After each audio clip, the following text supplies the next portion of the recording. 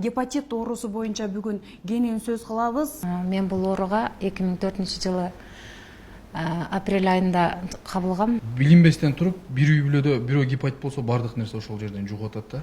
Анан бизде гепатит жөнүндө негизи түшүндүрмө иштер жок. Деңгээлде дагы мындай көңүл бөлүнүш керек деген ойдомун да.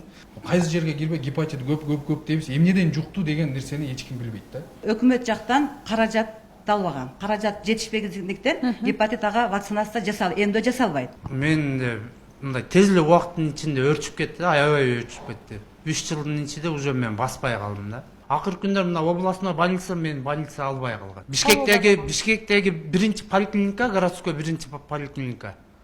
Bunun bir aylık ömürü kaldı, boldu alıp ketergilе деп чыгарып койгон. Сизде? Мени. Бизде бейтаптар кайрылганда, мисалы, пландуу жана экстренный деп бөлүнөт. Биз келген бейтаптын баарын жаткыза берсек, ал койкага батпайт. Үйүнү сата турган болсо айыл жергесинде 30 000 долларга чыгып да. А бир боорду алмаштырып келиш үчүн 32 000 доллар, 30 000 доллардан 40 000 долларга чейин акча кетип атат. Мына жогоруда айттыңыз, Байболсун мырза үйүн кредитке коюп, анан ошол акчаны барып операция жасатып келди депчи. Чынында азыркы бир адам бул үй бүлөсүндө жокчулук алып келип атат да. Кыргыз, Индияда канча деген адам каза болуп атат.